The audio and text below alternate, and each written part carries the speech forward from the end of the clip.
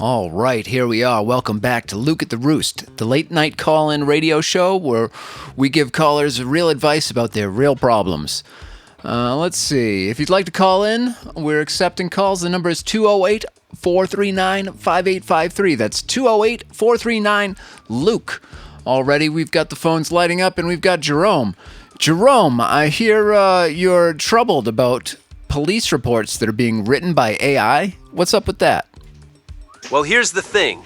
I've been doing this job 12 years, and yeah, most of it is paperwork that nobody reads anyway. But my son sends me this link with, "Lol, maybe you'll finally have time to read a real book." And I'm thinking, okay, funny. Except it's not really a joke, right? Because if this stuff is open source, if anyone can just download it and run it, how long before the department decides they don't need me typing up reports at all? Do they need you typing up reports at all now? I mean, what are your reports? What's the purpose of your reports other than to broadcast them to the newspaper and make people feel embarrassed about what they did last week? Oh man, that's brutal. But you're not wrong. Half the reports I write in Hidalgo County end up being so-and-so's cattle got out again, or found another shot-up road sign on Highway 338. The newspaper prints the police blotter. And yeah, people get embarrassed. But the other half, that's evidence. That's documentation for court, for insurance, for when something actually bad happens out here. And are you finding, or are you concerned that the AI reporters are going to skip important bits of evidence or report incorrectly in a way that might affect somebody's trial? That's exactly it. Like I was reading about how they're using AI to help analyze the Nancy Guthrie case, finding patterns in old clues, that kind of thing. And that's great, right? It sounds like it could be helpful. It'll make mistakes, but real people make a lot of mistakes. I mean, we have a long history of messing up court trials and evidence collection all throughout, the world forever. Yeah, you're right. I've seen cops screw up reports worse than any computer could. But here's what gets me.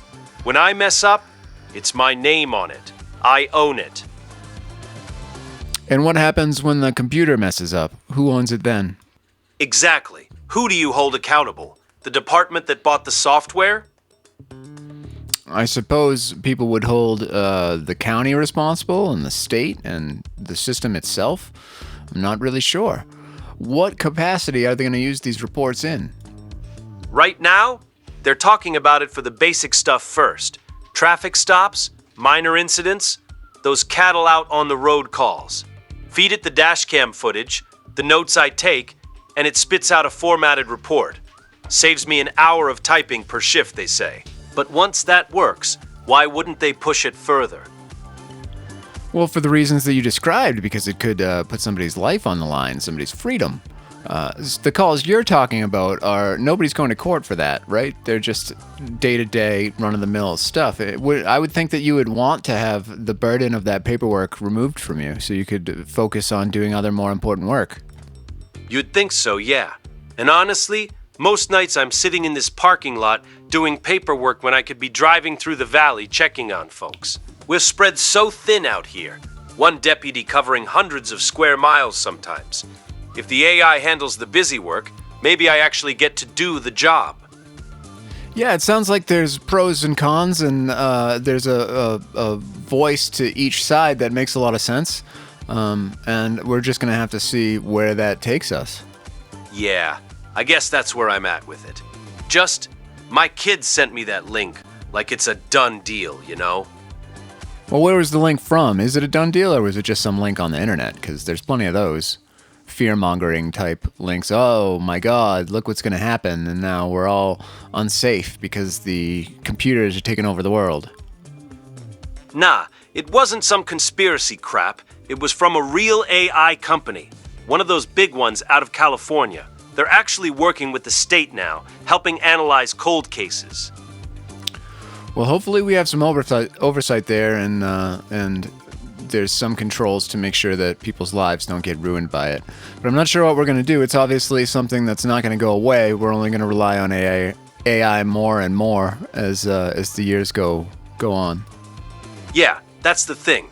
It's not going away. It's not going away, but thanks for the call. Hope you have a good rest of your night and that your job isn't replaced by a computer like the rest of us. Okay, Crystal. Crystal, welcome to the show. What do you think about AI taking over reporting for the police? Oh man, I wasn't even thinking about that until Jerome called. I'm actually calling because I've been sitting here staring at this jar of honey in my kitchen, and I cannot stop thinking about death. Which sounds insane, I know, but hear me out. I delivered twins this afternoon in a trailer with no heat. Everything went fine, but on the drive home, I just got stuck on this thing about what lasts. Like honey. Honey lasts forever. Wow, that's pretty heavy. You delivered twins in a off-grid trailer today? How did that go? Well, it went good, actually. Mama was a champ. Both babies healthy, about 6 pounds each. But yeah, no running water, they had a wood stove going, and I'm doing this whole thing by headlamp and flashlight. It's not unusual out here. You know, people live how they live. But I think that's what got me spinning tonight. I came home and I was making tea, reached for the honey, and I just thought about how the Egyptians buried people with it, because it never goes bad. And then I started going through my whole kitchen like, what else in here is going to outlive me? some years back, I had a power outage that lasted for about a week, and it sent me into this prepper spiral where I started stockpiling food and ammo and trying to be prepared for issues like that or the end of the world. And honey was one of the big products that I stocked up on for that reason, because sugar goes bad, but honey can be used as sugar. It's one of the great superfoods, and it's good for you, I've heard. It's good in tea, it's good on toast. We love honey. Yeah, exactly. And that's the thing. I've been doing the same kind of prep thinking, especially after that data breach at the clinic last month. I've been rotating all my passwords, locking everything down, protecting myself from hackers or whatever. But tonight it hit me that I'm thinking about all this wrong. Like, honey doesn't last because it's protected or locked away. It lasts because of what it. Because of what it? Because of what it is, you mean? Right, exactly. Sorry, I lost my train of thought there. Because of what it. Because of what it what? Ah, yes.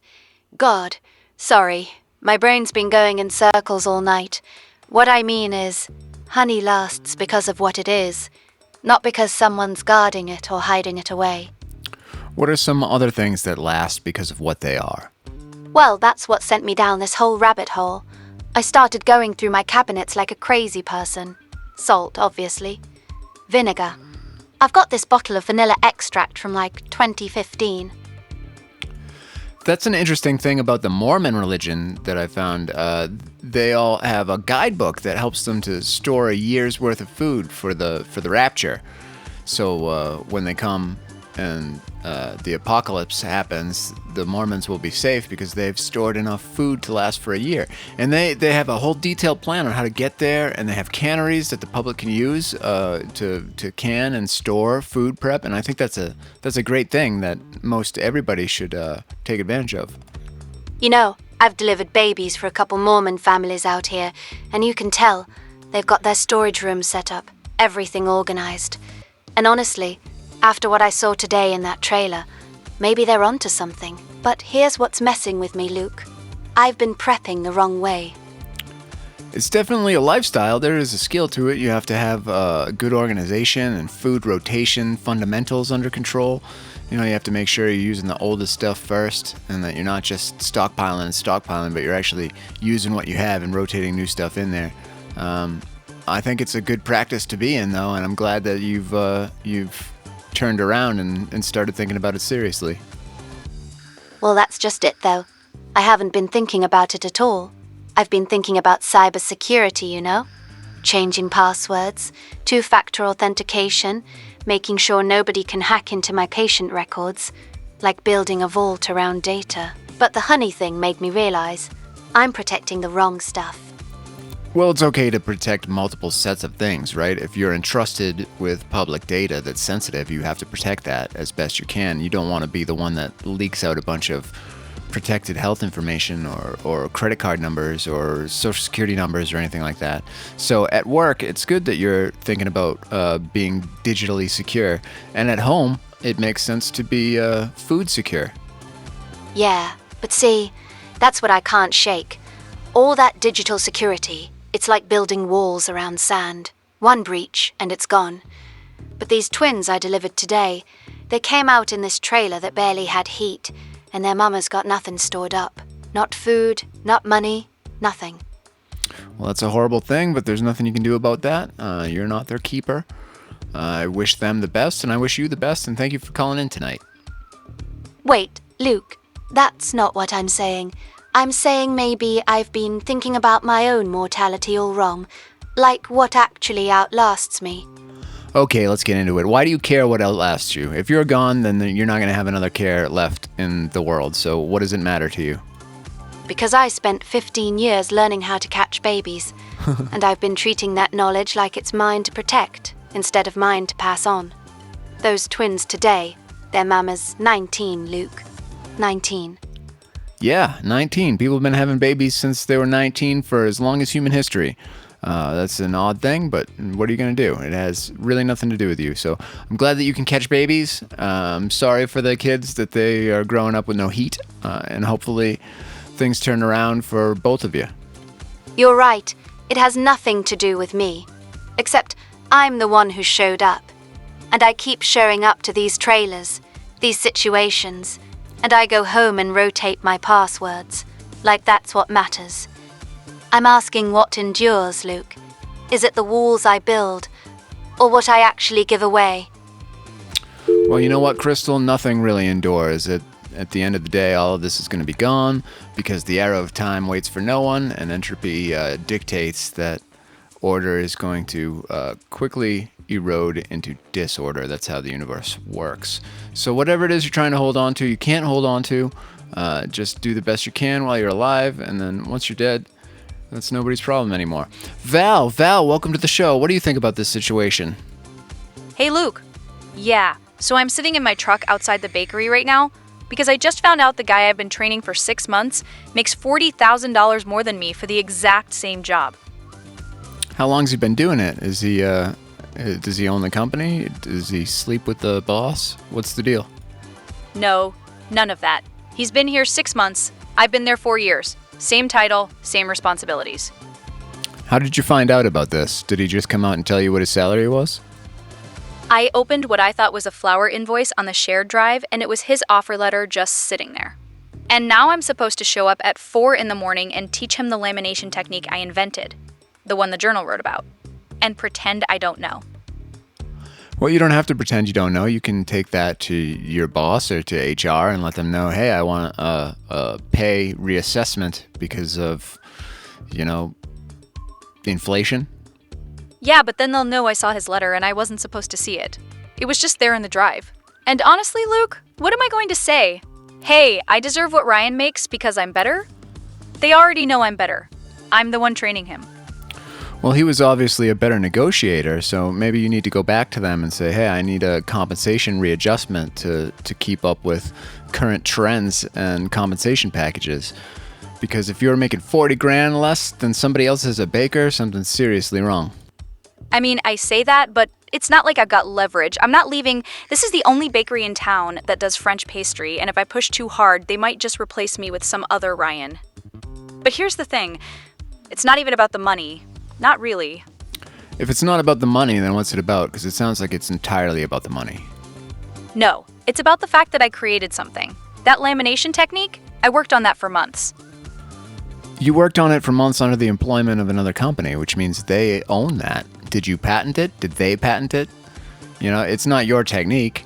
How did you invent it? What is the lamination technique? How does it work? And what makes it different from anything anybody else has ever done? Okay. So traditional croissant lamination, you're doing a 3-fold, maybe 4 times, right?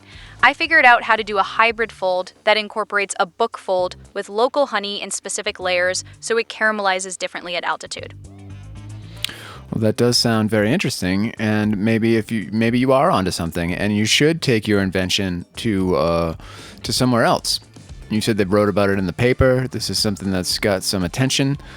Maybe you could write a book or teach a class or find another way to make way more money than you could ever make for this local bakery.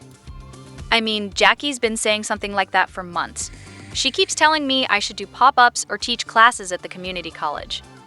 But that's not a real job, Luke. That's side hustle stuff.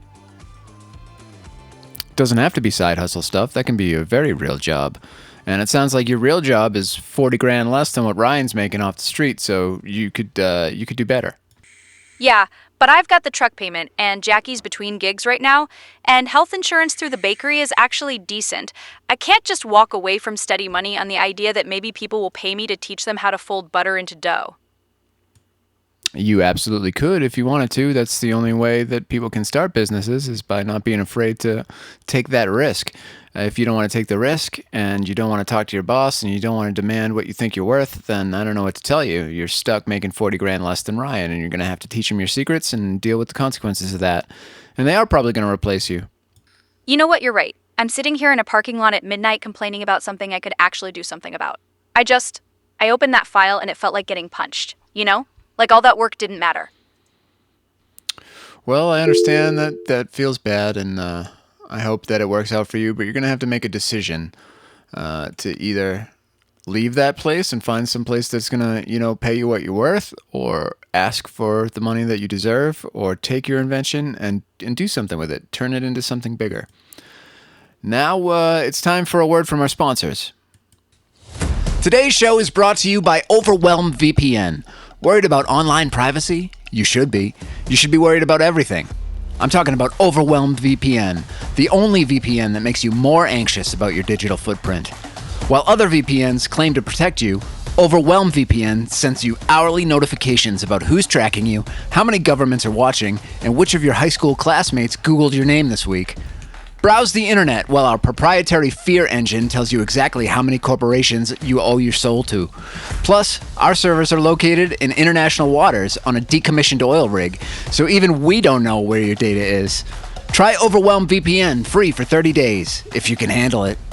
Use code THEYWATCHING for 20% off. Overwhelmed VPN, because ignorance is bliss, but you're not here for bliss.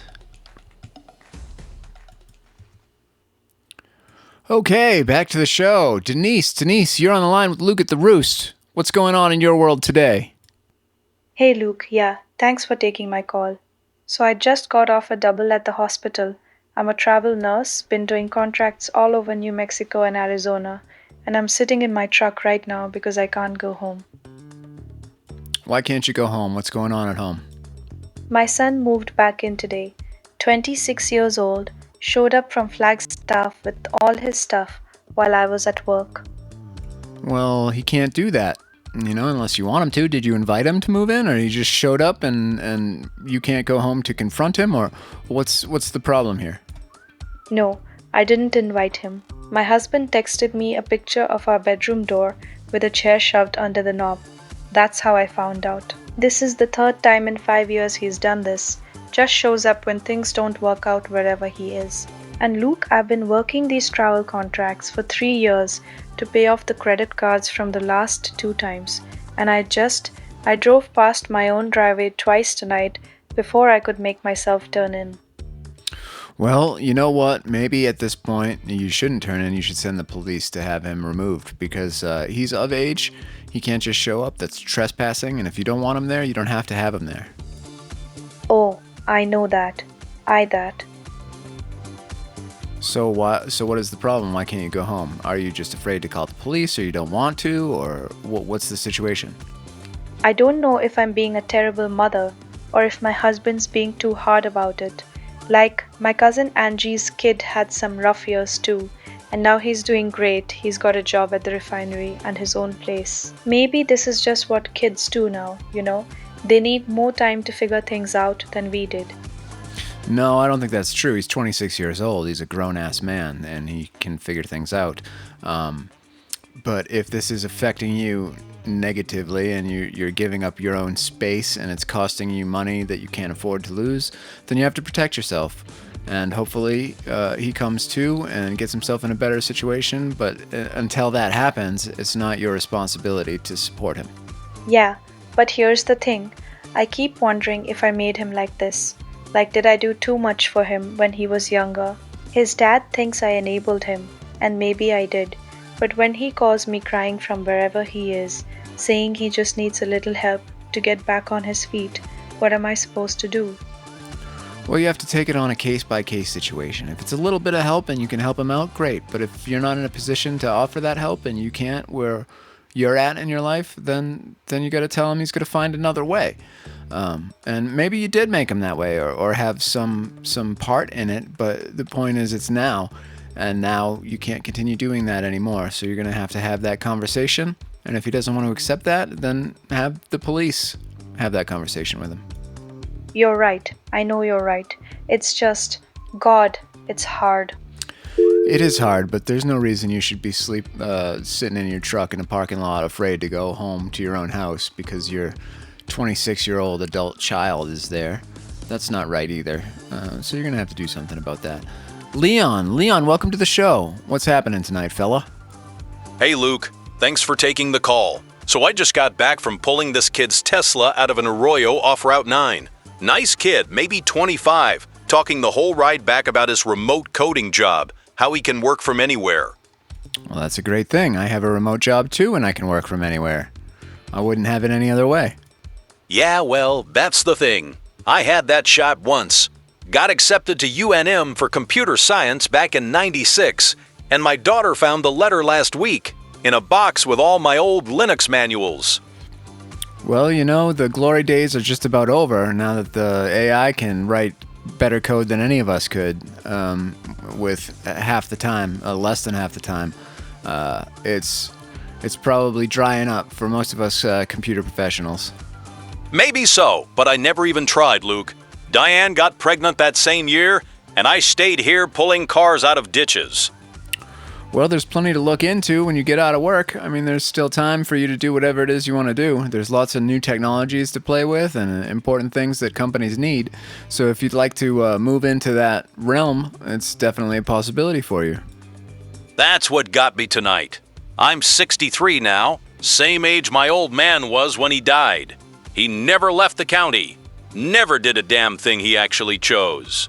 And here I am, still in the same garage apartment, listening to your show every night like I have been for years. And I just keep thinking about it instead of doing anything about it. Well, the longer you don't do something about it, the harder it's going to get to make that call. So sometimes you just have to be brave and decide, what you want for the rest of your life and go after it. Even if there's risk involved, I mean, there's no reward without risk. So if you've had enough of your current life and the way it's always been, change it. Yeah, but it ain't just about me. Diane's been gone 5 years now, and my daughter's got her own life over in Albuquerque. I keep telling myself I'm too old to start over, but then I see kids like that one tonight, same age I was when I got that acceptance letter, and I think, what the hell am I waiting for? A sign from God?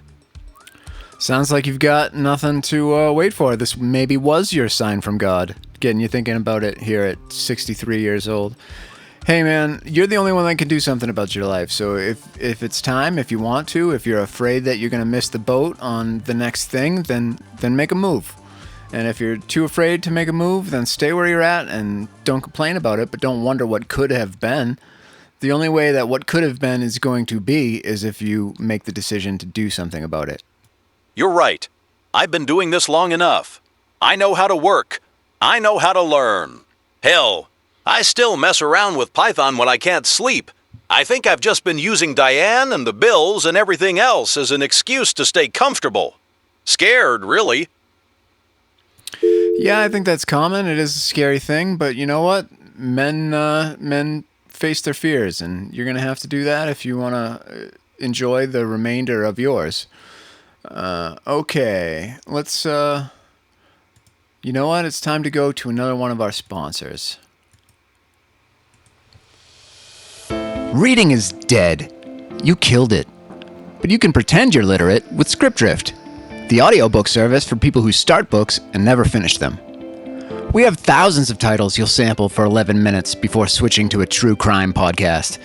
Our app remembers exactly where you abandoned Sapiens 8 months ago, waiting patiently like a disappointed parent. Scriptdrift uses advanced AI to recommend books based on your aspirations, not your actual follow-through. This month's suggestion, a 400-page philosophy text you'll listen to while doing the dishes and retain nothing. Try Scriptdrift free for 30 days. Use code PRETENTIOUS for 2 months at 60% off. Scriptdrift, your Goodreads profile is a lie. Carl, welcome back to the show. What would you like to talk about tonight? Hey, Luke. Good to hear your voice, man. Look, I got to tell you about something that happened at the station yesterday. We had this call, house fire over on Silver Street, and I'm in there doing my job. Everything's going fine. Okay, I assume it didn't go fine in the end. What happened? Yeah, so we get everyone out. The family's safe, we're mopping up. And I find this lockbox in the bedroom closet. The fire didn't get to it. I'm carrying it out to give to the homeowner. And Luke, the thing pops open in my hands. There's got to be $15,000, maybe $20,000 cash in there. Hey, well, it's a good thing he had a fireproof lockbox. What did you do with the money? Well, that's the thing. I stood there for maybe 10 seconds just staring at it. The family was outside with the paramedics. Nobody saw me find it. And I'm thinking about my mortgage payment that's 2 weeks late, the credit card bills from all that gambling I told you about last time. My hands are literally shaking holding this box. I gave it to them. Oh, that's good. I'm glad to hear you did the right thing. How do you feel about that? Honestly, I feel like shit about it, which is messed up, right? It's a little bit messed up. It wasn't your money, you know? It wasn't yours to take, and it was good of you to give it back without being shady. So that speaks to your character some, and character is more important than wealth, I've heard. I know, you're right. But here's what's eating at me. I did the right thing, turned it over, the family thanked me, whatever. But I can't stop thinking about it. Thinking about what? Thinking about what you would have done if you hadn't given the money back? Or thinking about going up to them and asking them to give you a finder's fee? What exactly are you thinking about? I keep running through how I could have done it. Like, the house was totaled. I could have said the box must have burned up. Yeah, but you did the right thing. Like, you don't want to be that kind of person. Nobody really wants to be that guy. If you had done that, you would have had to live with that for the rest of your life, and you would have spent the money, and then the money would be gone, and you just have the guilt. And then 10 years down the line, the guilt would be eating you up so much that you'd have to find the money to give them the money back, and it's just, you did the right thing, and you should sleep well tonight. Yeah, the way I see it, you're probably right. But Luke, I haven't slept well in 3 nights. I keep doing the math in my head. What I could have paid off, how much breathing room that would have given me. Yeah, if you had used the money to be responsible, but you know yourself, what would you have done with that money? Would it have gone directly to the casino? Would you have blown it on frivolous things and then felt even worse about yourself in the situation? Look, that's what really scares me. I don't actually know. Part of me wants to say I would have paid the mortgage, cleared the cards, but there's this other part, and I hate admitting this, that knows I might have walked straight into the casino, thinking I could double it first, then pay everything off. That's how the brain works when you've got this thing, you know. Even 3 months clean from gambling, I'm still thinking like an addict. I do know what it's like to be an addict, and I'm very proud of you for doing the right thing and giving the money back and saving yourself from the hell that it would have been had you taken that money. Because it just would have destroyed you inside for the rest of your life, and you're better off now. It might be tough today, but you're gonna look back on this and say, hey, I did the right thing, and I'm proud of myself, and I'm a decent person. Thanks, man. I appreciate that. I called Manny about it yesterday, my buddy I've told you about, and he said basically the same thing. But here's what I can't shake. I'm 36 years old, been a firefighter for 12 years. And I'm still living paycheck to paycheck because of the hole I dug myself. Yeah, well, you know how it works, man. You walk for 5 miles into the woods, you're going to walk 5 miles out. So it's going to take a while to get back on your feet. But you keep doing it one step at a time and stay the course, and you're going to be just fine. Yeah, you're right. One step at a time. I just needed to hear somebody say it out loud, I guess. The way I see it, if I can walk past 78 grand in cash and not take it, maybe I'm actually getting somewhere with this thing. Yeah, well, you said it was 15 to 20 grand. I mean, 78, that's a whole other story, and maybe I'd be giving you different advice. Wait. No, it was 15 to 20. I'm saying if I can resist that, then hypothetically I could resist even more, you know? Like, I'm proving to myself I've got some kind of backbone now. Though honestly, Luke, if it had been 78, I don't know. Hey, well, you know, I've heard God only gives you what you can handle, and if you can handle giving back 15 to 20 grand today, maybe you'll be able to do 30 to 40 grand tomorrow and work your way up to the 78. So I think you should just keep busting into burning buildings and finding lockboxes full of cash and you know, increasing values, and just do the right thing every single time until there's no amount of money that could break your resolve. Ha! Yeah, well, the burning buildings part I got covered. It's funny you say that, though, because when I was standing there holding that bag, it felt kind of like being in a fire. You know that moment when you're inside and you can see two ways out, and one of them looks easier, but you know it's the wrong call. That's what it felt like. Well, we're glad to hear you did the right thing. Keep doing the right thing one day at a time, and you're going to be just fine. Stay away from the casino and sleep well tonight because you earned it. And let's see, we'll take one more call tonight. Earl, welcome to the show. What's eating you up? Hey, Luke. Yeah, man. Thanks for taking the call. So I'm sitting here at like 1 in the morning, and I can't stop thinking about what happened at cards tonight. I've been playing with the same guys every Monday for 6 years, right? And tonight I drew a straight flush. Hearts 6 through 10. And my buddy Ramon straight up accused me of palming cards. Like said it out loud in front of everybody. The whole table just went dead quiet. Yeah, well, you know, that is a difficult hand to get, but I mean, it happens. I've got straight flushes before, so it definitely does happen. Were you palming cards, or do you have a history of doing anything shady? I think it's normal for people to feel offended when you hit such a great, lucky hand. No, man. That's the thing. I've never done anything like that. These guys know me. I drive 40 minutes each way to weld at the naval facility. I pay my bills. I'd rather sit in my truck bed for 4 hours watching for a damn cactus wren than take a dishonest dollar off anyone. And Ramon knows that. Yeah, he's just butthurt because he didn't win. He probably had a decent hand and you smoked him. That happens. It's a poker game with your buddies. Nothing to be concerned about. I mean, yeah, I get that he was pissed. I'd already put in $80 on that hand chasing what I thought was a busted draw. But it's not about him being mad. It's that he actually said it. Out loud. In front of Ramon's kitchen table with guys I've known for years. Yeah, sure. And they all recognized that as a butthurt person, you know, talking shit. And he was probably the douchebag there. I doubt anybody is looking at you like a cheater if they know you well. Well, that's the thing. Nobody said a word after. Not one of them. Just sat there like I'd grown a second head. And Ramon? What about Ramon? You know what I think? I think just hold it out, keep playing poker with your friends, and when Ramon hits his, 4 aces or whatever it is, then do the same thing to him and see how he feels. Ha, yeah, I mean, maybe, but I don't know if I can just sit there next Monday like nothing happened. It's been eating at me for hours now. Did you win the hand? Did you take the money? Is the game over? And you're being a bit dramatic, sir. And cut it out, right? Who cares? Yeah. I won the hand, took the pot. Game went another hour, but I could barely focus. Problem solved. Congratulations on your good hand, and stop being such a pussy when people rib you a little bit.